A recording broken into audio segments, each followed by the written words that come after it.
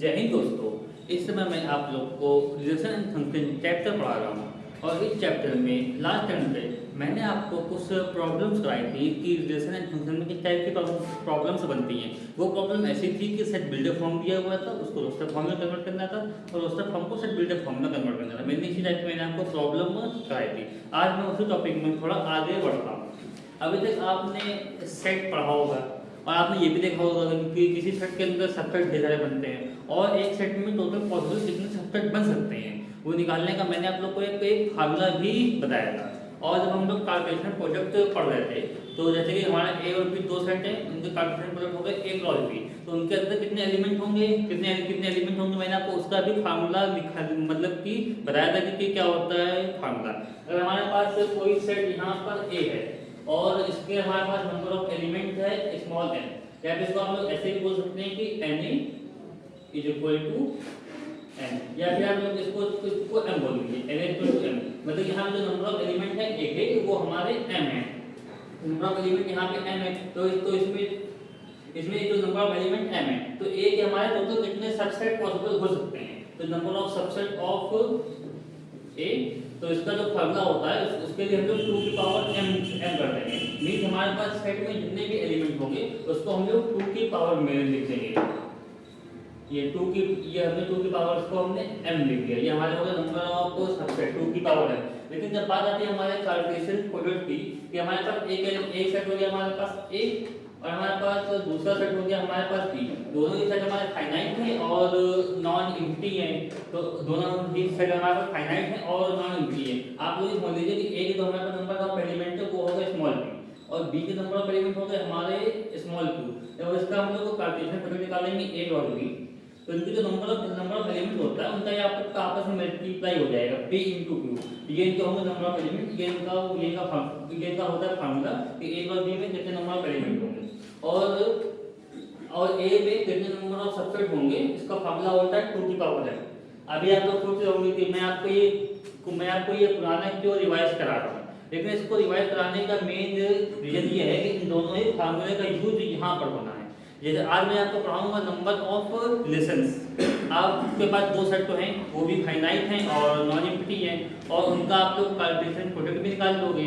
Calculation product जो एक type से रिलेशन उसका सबसेट होता है। ये बात तो मैं आपको रिलेशन की डेफिनेशन बता रहा था, मैंने आपको एग्जांपल दे के भी बताया था कि relation is a subset of calculation product of two set, वो उसका सबसेट होता है। जब सबसेट होता है तो ये भी जो क्वेश्चन अराइज होता है कि नंबर ऑफ रिलेशन कितने पॉसिबल हो सकते हैं, ये कैसे फाइंड करेंगे, क्योंकि जब हमने नंबर ऑफ सबसेट बता दिए किसी सेट में कितने होंगे और कैलकुलेशन प्रोडक्ट में कितने एलिमेंट होंगे, बिन कैलकुलेशन प्रोडक्ट के जो नंबर ऑफ वो होते हैं, नंबर ऑफ ऑर्डर पेयर इनके अंदर होते हैं वो कितने होंगे, वो भी जब मैंने आपको बता दिया।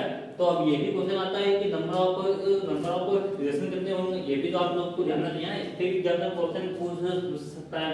इसको आप लोग ऐसे भी डिनोट कर सकते हैं n of a cross b, मतलब इस टाइप की नंबर ऑफ एलिमेंट जो बता रहा है a क्रॉस b का, इसको आप लोग यहाँ पे शॉर्ट में यहाँ पे n लिख दीजिए छोटे में, ठीक है। ये मैंने आपको एक तरह बता दिया। n of a cross b equal to p into q हो गया। अब देखते हैं कि किसी भी रिलेशन में किसी भी कैलकुलेशन प्रोडक्ट के अंदर कितने रिलेशन पॉसिबल हो सकते हैं वो कैसे फाइंड करेंगे। इसमें बिल्कुल स्टेप बाय स्टेप वो समझेंगे। अगर आपको ये दोनों लर्न है तो आपको ये फिर लर्न करने की नीड नहीं पड़ेगी, आप लोग ऐसे ही उसको समझ जाएंगे, बिल्कुल उसी से ही निकल के जाएगा। हमारे पास एक सेट हो गया A और हमारे पास दूसरा सेट हो गया B, दोनों सेट हमारे पास नॉन एम्प्टी फाइनाइट है। आप ये बात हमेशा ध्यान रखिएगा। अगर हमारा एक सेट हमारा इनफाइनाइट बन गया तो हमारा फिर कैलकुलेशन प्रोडक्ट में जो ऑर्डर पेयर है वो भी हमारे पास मतलब इनफाइनाइट हो जाएंगे। जब वो भी इनफाइनाइट हो जाएंगे तो फिर रिलेशन के कितने प्रॉब्लम हो सकते हैं वो भी हम लोग फाइंड नहीं कर सकते और फिर काफी केस बन जाएंगे फिर। तो इसलिए हमने अभी फाइनाइट की बात करते हैं कि हमारे पास दो सेट हैं, दोनों ही नॉन एम्प्टी हैं और दोनों ही फाइनाइट है। जो हमारे पास ए में है वो एलिमेंट m है और b में हमारे पास एलिमेंट n है। और यहाँ पे वर्ड यूज हुआ है रिस्पेक्टिवली। हो सकता है कि आप लोगों को भी इस वर्ड का मीनिंग ना पता हो, तो इस वर्ड का मीनिंग क्या होता है यहाँ पे। इस वर्ड का मीनिंग ये है कि हमारे पास a और b दो सेट दिए हुए हैं और m और n उनके एलिमेंट्स हैं। रिस्पेक्टिवली का मतलब यही कि पहले a आया है यहाँ पे और यहाँ पे पहले m आया है, तो ये जो m है वो नंबर ऑफ एलिमेंट a के हैं और यहाँ पे बाद में b आया है और बाद में n आया है। तो यहाँ पे जो स्मॉल n है ये नंबर ऑफ एलिमेंट b के। इसमें बहुत से स्टूडेंट को कंफ्यूजन होती है और कभी कभी वो ए को ये एन बोल देते हैं, ए के नंबर ऑफ एलिमेंट, और एन बोल देते हैं बी के नंबर ऑफ एलिमेंट, मीन दोनों को आगे पीछे कर देते हैं। तो उसके लिए आपका क्वेश्चन टोटली रॉन्ग हो जाएगा, क्योंकि हर एक वर्ड की मीनिंग होती है एग्जाम को, मतलब कि जो मैं आपको डेफिनेशन बताता हूँ उसमें, और जो क्वेश्चन होता है उसमें भी मीनिंग होती है। अगर आपके एग्जाम में ये वर्ड यूज हो गया रिस्पेक्टिवली, तो वो जिस ऑर्डर में आया होगा आपको फिर उसी ऑर्डर में तुम्हें लिखना है, ये बात आप ध्यान रखिएगा। ये ऐसा नहीं कि कोई मैं आपको मैथ्स का टॉपिक बता रहा हूँ यहाँ पे रिस्पेक्टिवली, ये रिस्पेक्टिवली चाहे इंग्लिश वर्ड है या अगर फिजिक्स में केमिस्ट्री में कहीं भी यूज होगा तो उसका मतलब ओनली सेम होता है। ये मैंने आपको इसलिए बता दिया कि आपके पास जनरल नॉलेज होनी चाहिए कि अगर इस वर्ड का मतलब क्या होता है। आप लोग थोड़ी बेवकूफी ना कर देंगे, आप लोग क्वेश्चन आता हुआ भी आप इस वर्ड को ध्यान ना दें और आगे पीछे कर देंगे तो आपका क्वेश्चन रॉन्ग हो जाएगा।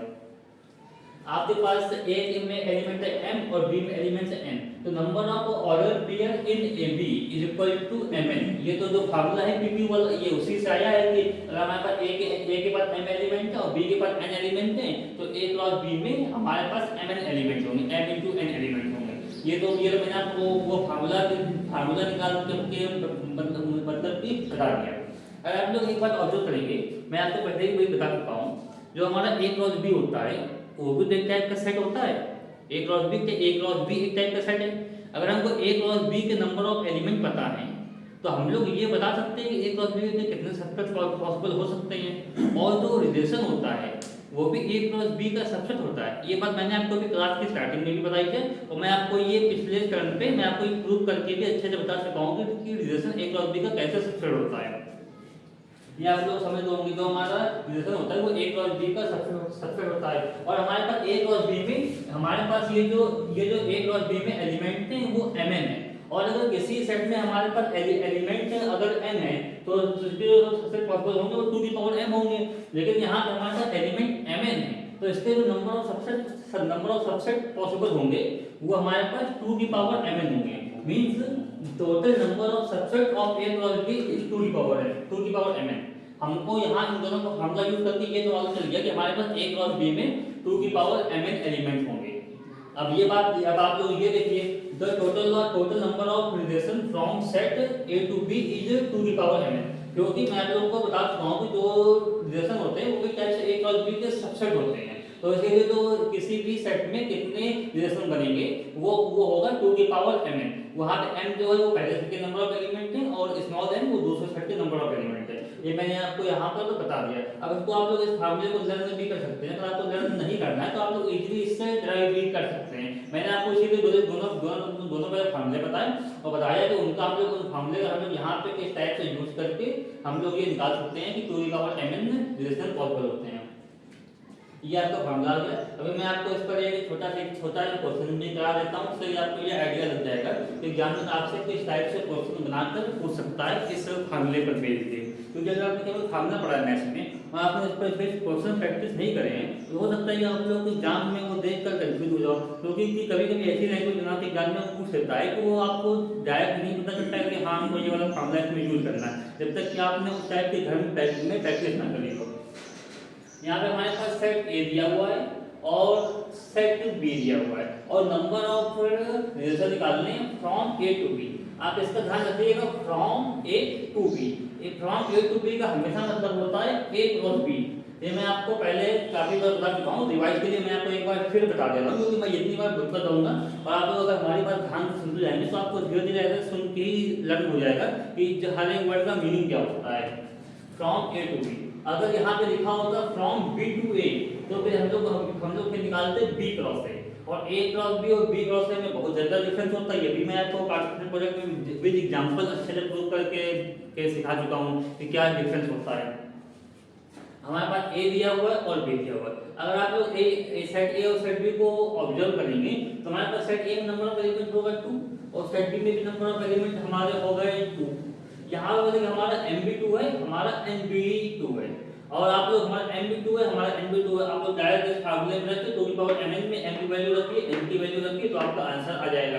या फिर आप लोग ऐसे भी कर सकते हैं क्योंकि पहले आप लोग नंबर ऑफ एलिमेंट निकाल लीजिए A क्रॉस B के, उसका फार्मूला होता है n of A cross B equal to NA cross NB, और इसमें रखिए तो आपके आ गए number of element in A cross B 4।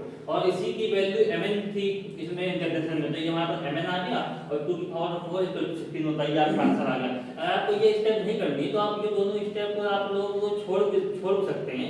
ये आपका n हो गया, ये आपका n हो गया, और आप 2 की पावर mn में सीधे वैल्यू रखिए तो आपका ये आपका आंसर आ जाएगा। आप लोग इसको ऐसे भी कर सकते हैं, दोनों ही सही है। ये वाला वो करेंगे पूरा जिनको फार्मूला दर्ज नहीं है, और इनको फार्मूला दर्ज है वो सीधे फार्मूले में वैल्यू पुट करके सीधे अपना आंसर में निकाल लेंगे। आपकी जो इच्छा हो आप लोग वो कर सकते हैं। ये जो मैंने आपको पढ़ाया ये बहुत ही सिंपल टॉपिक था, लेकिन कभी कभी शॉर्ट में आपके मतलब कि ये भी क्वेश्चन पूछे जा सकते हैं एग्जाम में, इसलिए मैंने आपको करा दिया। क्योंकि आपको अगर हर एक टॉपिक आप लोग पढ़ रहेंगे तो आपका कॉन्फिडेंस भी अलग लेवल पर रहेगा कि आपको हाँ आपको सब कुछ आता है एग्जाम में, और आपके फिर मार्क्स भी अच्छे आएंगे। मैं उम्मीद करता हूँ कि आप लोग को ये समझ में आ जाएगा जो भी मैंने पढ़ाया। अगर आपको अभी भी कुछ डाउट्स हो किसी भी चीज़ में तो आप लोग दोबारा इसको वीडियो को देख लीजिएगा, आपको समझ में आ जाएगा। अगर आपको और भी कोई डाउट्स हो तो आप कमेंट सेक्शन में डाउट्स पूछ सकते हैं। अगर आपको हमारे लिए कुछ सजेशन देना हो तो आप लोग कमेंट बॉक्स में सजेशन भी दे सकते हैं, मैं आपका इसका सजेशन पढ़ के उसको फॉलो करने की पूरी कोशिश करूँगा। अगर आपको हमारा ये वीडियो पसंद आया हो तो आप लोग लाइक शेयर एंड सब्सक्राइब करना ना भूलिएगा। मिलते हैं नेक्स्ट वीडियो में, धन्यवाद।